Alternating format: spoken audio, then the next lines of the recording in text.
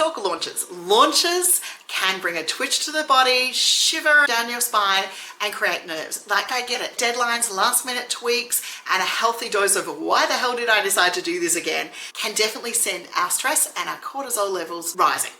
But launching doesn't have to mean burnout. You can run launch cycles that are manageable, repeatable, and even possibly enjoyable without the cortisol spikes. So that's what I'm going to share with you in this video. I'm going to share with you ways that you can manage launches without the stress, without the cortisol spikes, without the twitches, and without the burnout and breakdown.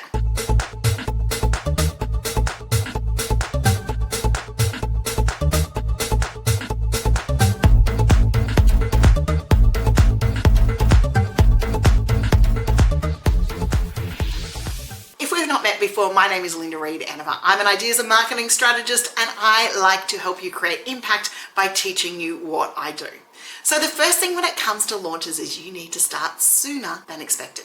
Yep, you heard me, sooner than expected. Most stress, most cortisol, most last minute errors, tweaks, decisions, burnout comes from trying to cram too much into too little time. So when you're starting your launch cycle, if your brain thinks you need 4 weeks, allow yourself 6 weeks. Allow yourself more time that is necessary, because you will hit roadblocks. You will hit things that don't work 100%. You will need to do tweaks. I'm not making this up. This is normal life, and I'm not going to sugarcoat it for you. There is going to be mistakes that will happen throughout your launch process. So don't allow just enough time. Allow enough time and then a little bit more to make sure you are removing that first stress factor from your launch of trying to cram too much into too little time. Enough time. Plan ahead. It's why in the marketing planner we look at planning out quarterly marketing, but we also look at planning out years ahead and key dates and those sorts of things, so that we've got time to do the launch. Because doing the thing is one thing, but doing the launch is an effort all of its own. So one of the things that I see business owners, marketers, all sorts of people struggle with in the launch is treating the launch as one massive big project and not breaking it down into phases. So we've got a couple of phases when it comes to launch. The first one is the pre-launch, okay? So the pre-launch is gathering our audience, building our expertise, warming up, sharing tips, making sure that we actually have an audience to sell to. So we want to make sure that we're in the pre-launch phase, that we're doing all of those sorts of things. If we need to get assets together, materials together at this stage, we want to be making sure that we're looking at all those key factors. If we're running an event, it might be a case of making sure that we've got all of our venues and those things together. The pre-launch is vitally important. It's the things that you do in the lead up to getting to the pre-launch, okay? So then our next phase is the pre-launch phase. The pre-launch phase is where we're getting our lead magnets, we're starting to put out teasers, we might even put out a coming soon, or we might launch a pre-order. So that pre-launch phase is key. We want to make sure that we've got our database, we've got our list, and we've got people to sell to. Then the next phase is the launch. That's where we bring out the big energy. We open up the cart, we go, it's here. We talk about it wherever we possibly can. We're out there sharing in Facebook groups. We're making sure that we're emailing our newsletter list. We're out there at networking events. We're telling everyone we can about it. And it's the high energy phase. It's the phase of the launch where we're offering either bonuses, we're offering time limits, we're doing those sorts of things. And that's where the high energy comes in. The pre-launch and the pre-launch has been warming up to it. But this is the now lights, banners, jazz hands moment where you're actually out there talking about your launch. Then the final stage is the post-launch, where we're going through a debrief, we're following up any leads that we need to follow up that maybe didn't convert this time round, and we're looking at our next steps, and we're making sure that we've got a nurture plan for those who purchased and for those who didn't purchase, so that we can make sure that we're keeping them engaged with us along the way, because we've got data now, because we've done that pre-launch, those who bought, those who didn't buy, those who maybe it wasn't ready for right now. So we want to make sure that we've got nurture sequences along the way.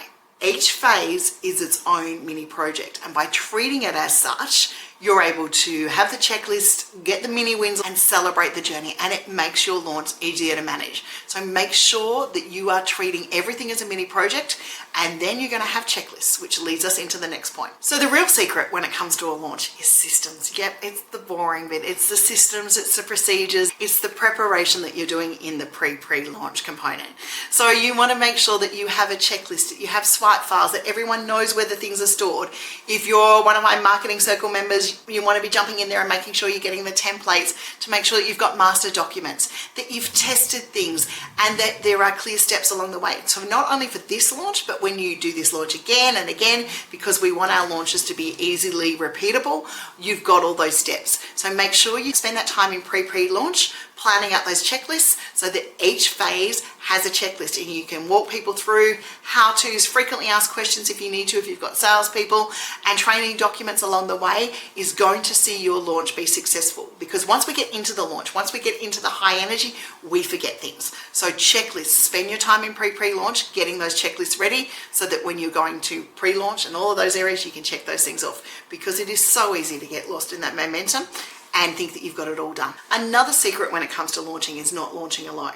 Now, you can work with a marketing team, you can work with your team, you can work with all sorts of people, or you can delve into a bunny system.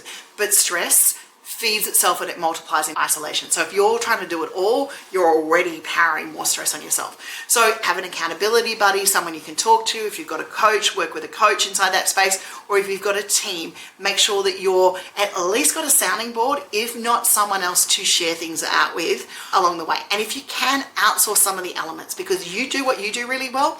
Outsource maybe some of the creation or some of the landing page reviews to an organization, or get feedback inside mastermind communities. I know a lot of my Ideas Impact and Marketing Circle members will put content that they've created together for a launch and ask the community for feedback so that they've got some feedback and a safe space to do that. So look at your safe spaces, see where you can ask for feedback. If you've got a team, bring them in. If you can outsource, look at what you can outsource, because quite often, if you can free up a little time doing what you do best, then the outsourcing money is well spent and replaced by you doing your thing. Now, this is a big one. This is a mindset thing when it comes to launches. You need to detach your emotion from the outcome. Not all launches will be successful, and that's absolutely okay. Some launches work amazingly well, yay for us. Others need tweaks and those sorts of things. So please don't tie your emotion to the outcome and your self-worth to the outcome, because it's not. Some campaigns will work. Some campaigns have factors outside of your control that mean they're not going to work. You're going to evaluate, you're going to tweak, and you're not going to give up. Your self-worth isn't in relation to one failed launch or one launch that didn't go the way that you needed to. And sometimes we need to re-look at our value inside that launch. Sometimes we might have been going for millions, but what we actually needed was 1, 2, 3, 4 people that were highly engaged to make it successful the first time round, to teach us what we need to do for the next time round. There is a lesson behind each and every launch, so you never fail. So if your launch feels like chaos right now, and that's fine, it can do, know this: structure fixes overwhelm. Planning protects your energy, and we're looking for progress, not perfection. Until this day, I've never seen a perfect launch. There's always been something that's gone wrong in it. So we're going to make sure that we're going to put some structure in, we're going to plan, we're going to allow more time, and we're going to get for progress. It's a continual learning, evolving plan. Even 21 years into this game, there are things that I learned from launches that I have maybe never come across before, or I've forgotten about, and that is fine. Mastering the launch cycle is less about hustle and more about habits. Making sure that you allow yourself breathing time, you do it as you, so that you're putting your message out there, and that you're allowing yourself to plan and have structure. If you need a little help with that structure, feel free to reach out to me. I'm happy to go through that with a discovery call with you, or you can jump into the Ideas Impact and Marketing Circle. Remember, each launch has a lesson to teach you. Each launch is a building and a testing and a progression on the last one. And launching is something that we will do in business time and time again. So make sure that you do it with passion. You allow yourself structure, you allow yourself time, and you also allow yourself to be human along the way. Until next time, my name's Linda Reed-Enever. I'm an Ideas and Impact Strategist, and I help you create impact by teaching you what I do. If you've loved this video, if you would like more like them, give me a like, give me a comment, let me know what's going on so that I know that I can create more content like this for you. And if you've got a launch, why not share it with us in the comments so that we can go check it out.